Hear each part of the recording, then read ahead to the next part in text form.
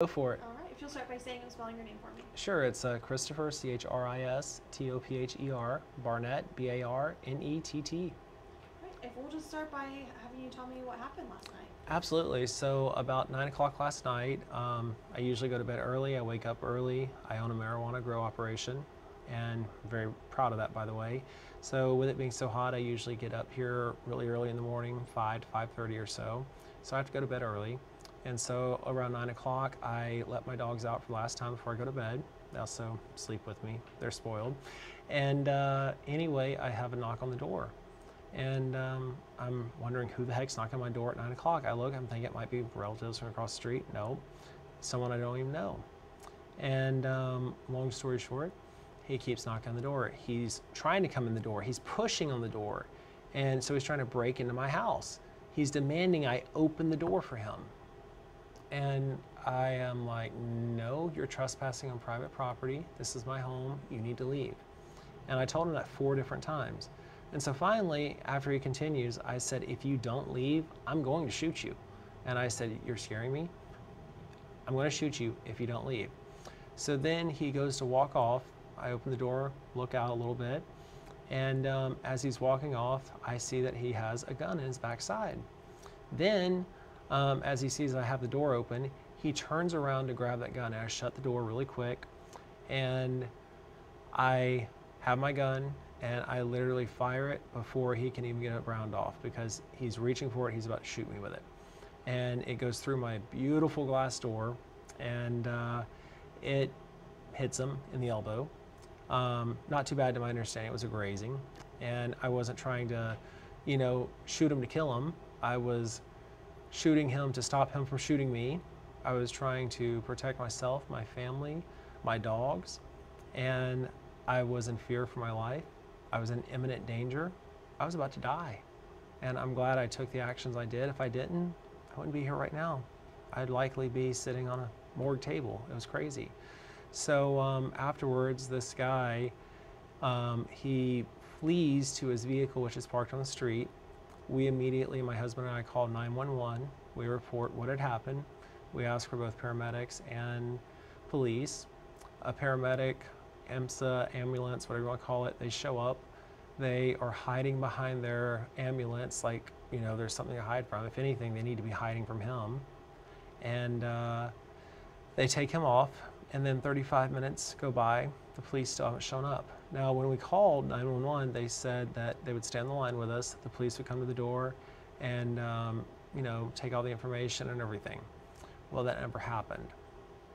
There was a police officer who had tried to call one phone that we did not have on us. They did not call back the number we called from. They called a number that was completely different. And before I know it, there's more than 50 police officers, more than 50 police cars. There's more than 50 police officers, but more than 50 police cars in our cul-de-sac. There's big trucks. There's all these armed men laying on the ground. And they're calling us over a bullhorn, Christopher Barnett, come out with your hands up.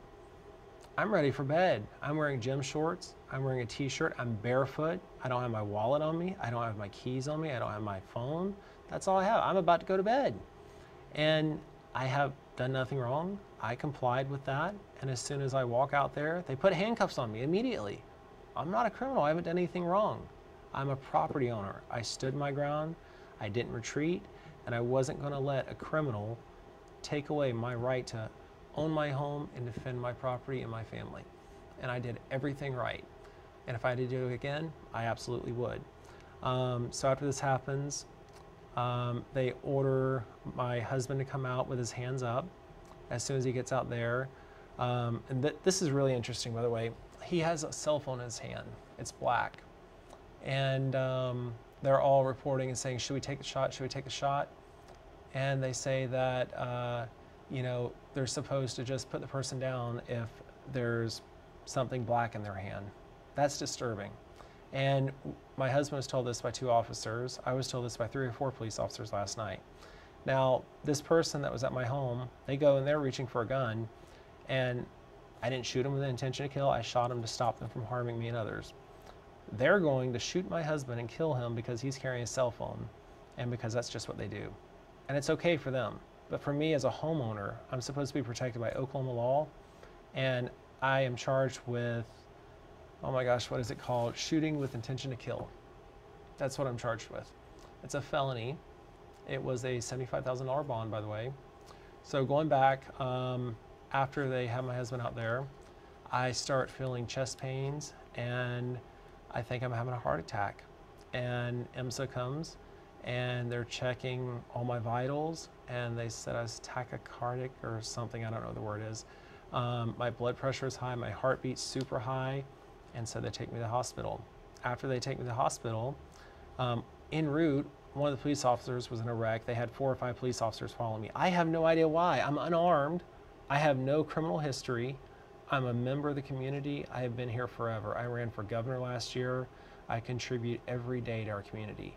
And, you know, for the longest time, I thought our police department was pretty good. But last night, my perception of that changed completely. They're not all bad, but they need to definitely go through some retraining. I don't know why we were treated differently last night, but to give you an example, there were 2 or 3 other shootings last night. There were some gang shootings, and I had found out that there were only 4 police cars, all of them.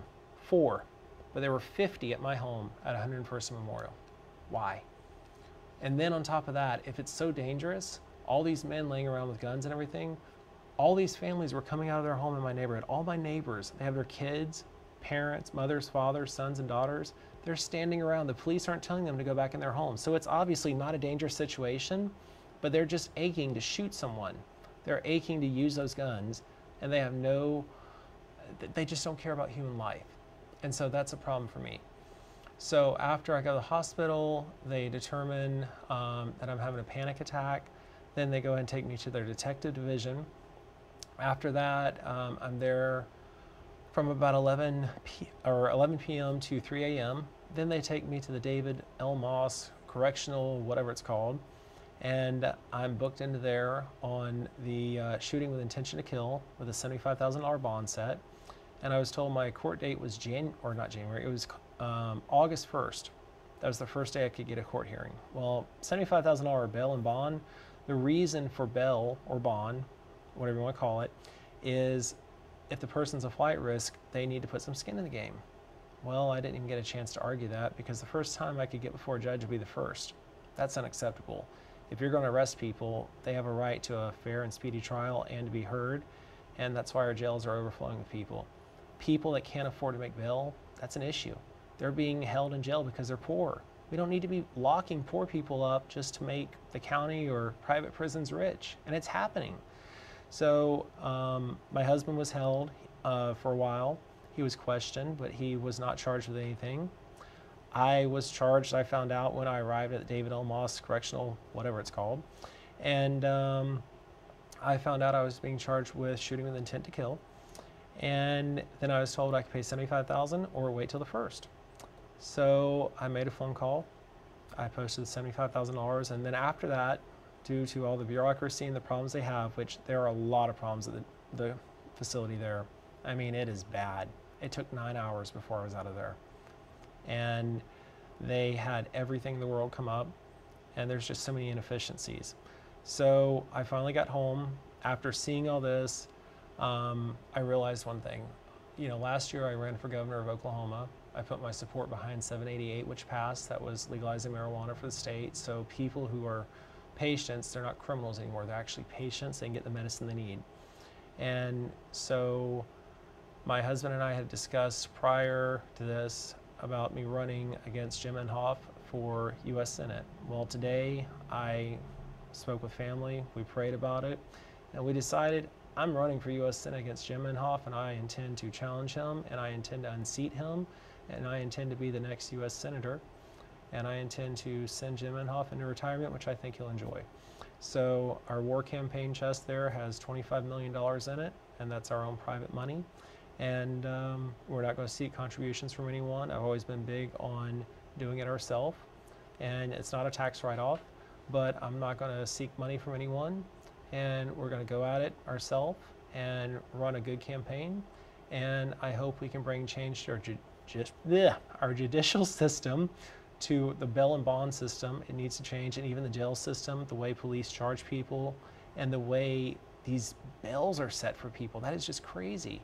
Not everyone's lucky like I am or fortunate to have the resources to go and post $75,000. And that was done in a matter of minutes. But the average person, and say the police make a mistake, they could be there for weeks. I have a company to run. I have employees that depend on me. I can't be away from my company for 2 weeks. There was another guy in there who couldn't even make $1,000 bond. And he was about to lose his job because he couldn't get in there. So I saw a lot of problems with that. And I said, you know what? We're going to fix it.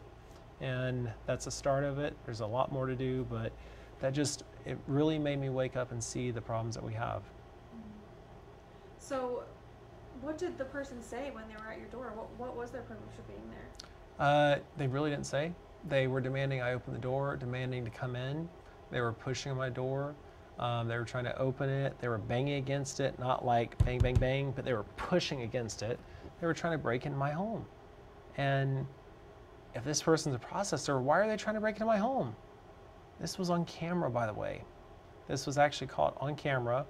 And then it's also caught on camera where the man has a gun. He turns around. He told police that he was going to his vehicle and I shot him as he's going to his vehicle. Okay, well, I'm not going to shoot a man that's walking. I'm not going to shoot anyone that's walking and their back's turned to me. But when they draw a gun on me and I'm at my own home and I'm in immediate danger and I fear for my safety and my life, I'm going to fire that shot. And I'm going to do anything I can to save my life, my family's life, and even the lives of my neighbors and everyone else. We have kids that live on both sides of us, kids in our neighborhood, and it's really dangerous what this guy was doing. So I hope no one has to experience that, but unfortunately, everyone keeps calling him a victim. We're the homeowners, we're the victims. He is the criminal. He's the one who should have been arrested. But he is either an off-duty police officer or sheriff's deputy, and it shows the special treatment he got. I mean, 50 police cars, that's a lot for two people. So. Did he have paperwork or anything with him? You know, at first he didn't. And then after we had reviewed the footage that was provided to us, he apparently had something he took out of his back pocket that was next to his gun that looked like papers. I can assure you it's not eviction papers. I have no idea what it is, but that's certainly not the way to go about serving papers if you're a process server. So who knows what it is? I don't even know what the person's name is. If I did, I would have already filed suit against him. So. Well, obviously you have a political history. I know you've got some lawsuits pending. Do you think this could have been politically motivated, or someone would have a reason to come to your home?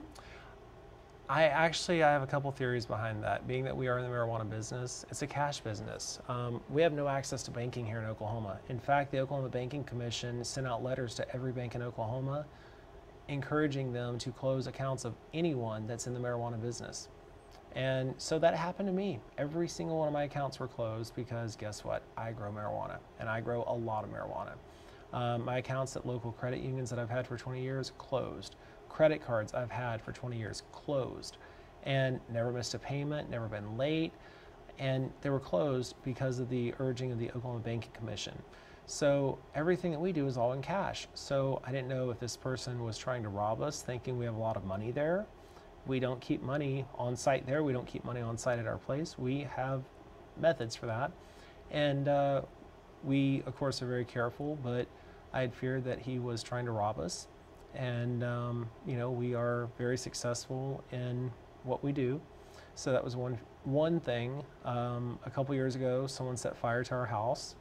And that, I'm confident, was because we're a gay married couple. And there's still homophobia and racism in this world. And so I wonder if maybe the person was a racist bigot. I have no idea. I really don't know what was behind it, but some of the stuff is politically motivated. Some of the stuff is due to the lawsuits we filed. And I'm a free speech activist. I'm a Second Amendment activist.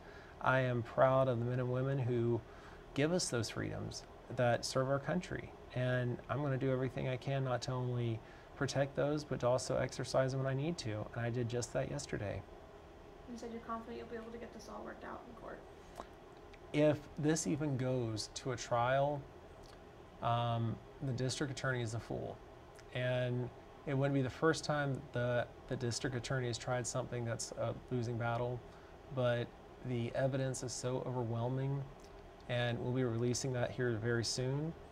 And once that's released and everyone sees that, it's so overwhelming that it's going to be amazing to see that they even did this. And one of the reasons that they did file these charges is because I would not speak to them.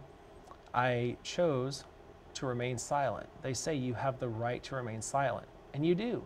And I told them I have an attorney. It's 3 in the morning. My attorney can't be there at 3 in the morning. He was on vacation. And I said, we're happy to meet with you at another time and discuss this. They did not have to charge me with any of this. They did not have to put me in jail. They did not have to arrest me. I'm a homeowner. I didn't do anything wrong.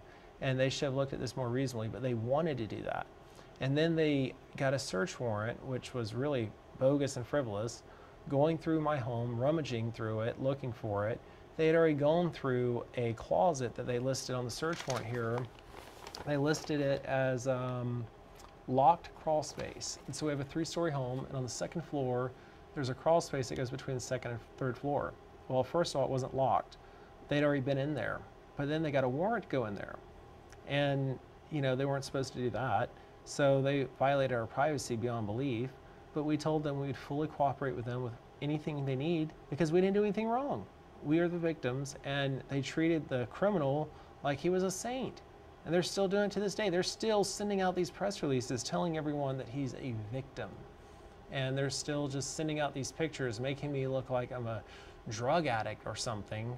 And it's all intentional. It's to try to harm me. And that's one of the things that needs cleaned up is the jail, the judicial system, the bail and bond system. And I'd like to see that done. And I'm going to try to do everything I can, whether I'm elected to public office or not. I'm still going to keep fighting for Oklahomans.